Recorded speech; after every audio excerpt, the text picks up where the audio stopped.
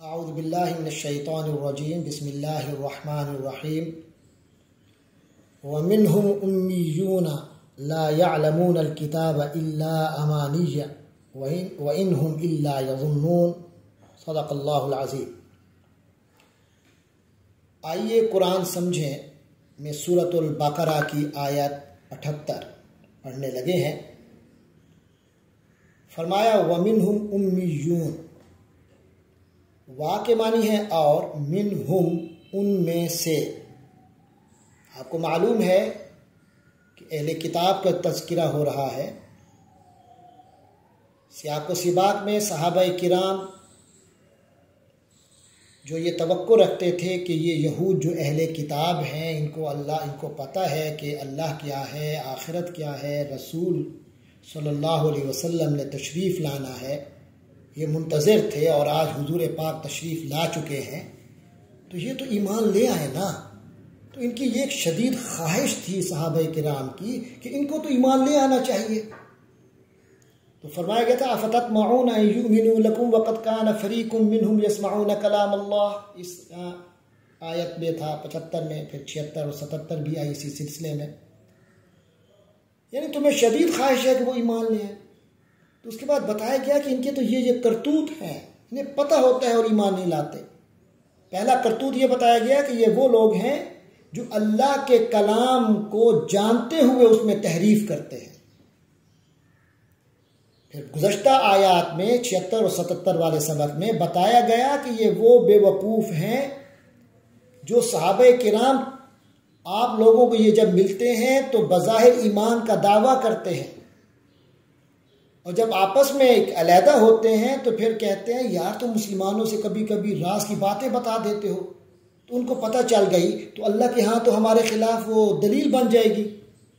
تو آیت میں 77 میں اللہ نے فرمایا تو یہ جانتے نہیں کہ اللہ کو تو ویسے پتہ ہوتا ہے، چاہے تم انہیں بتاؤ نہ بتاؤ، اللہ کو تو پتہ ہے، جو تم رازدارانہ بات کرو چاہے کھل کر بات کرو، اللہ کو سب پتہ ہے۔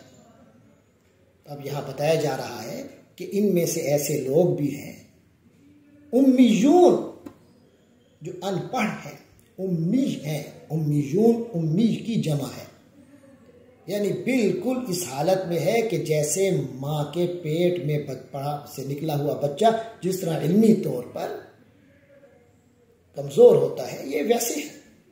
لا یعلمون، نہیں جانتے، الکتاب، کتاب کو، کتاب و شریعت کا کوئی علم نہیں ہے، الا مگر امانیہ، ان کے پاس امانی ہوتے ہیں۔ امانی جمع ہے امنیہ کی، امنیہ کہتے ہیں بے جا آرزو کو، جس کے پیچھے کوئی لاجک نہیں ہے لیکن خواہش ہے۔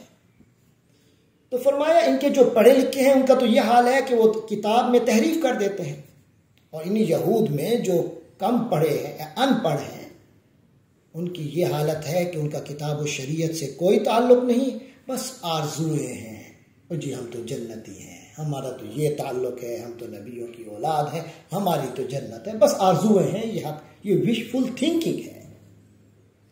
تو فرمایا ان کا کتاب و شریعت کا کوئی علم نہیں انہیں، بس آرزویں ہی رہتی ہیں۔ پھر آگے اللہ فرماتا ہے وَإِن، اور نہیں، ہم وہ لوگ، الا مگر، یظنون، بس ظن و تخمین رکھتے ہیں، گمان کرتے رہتے ہیں، بس آرزویں ہیں اور گمان ہیں، بس یہی ان کی زندگی ہے، اسی پر سارا ان کا دین و دنیا کا معیار، یہ ان کا یہی ہے۔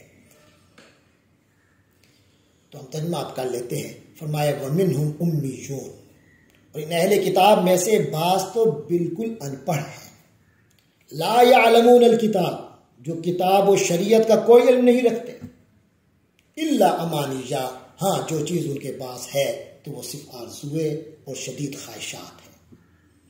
وَإِنْهُمْ إِلَّا يَظُنُّونَ، جی کچھ بھی نہیں ان کے پاس، بس محض ظن و تخمین ہے، گمان ہے کہ یہ یوں ہوگا، یہ یوں ہوگا، کوئی علمی چیز نہیں ہے۔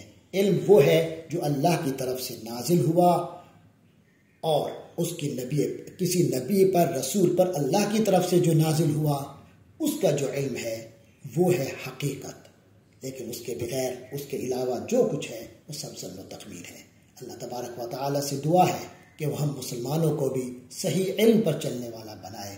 نہ کہ محض ظنون اور گمانوں پر اپنی زندگی قائم کرنے والا بنائے۔ وآخر دعوانا الحمدللہ رب العالمین۔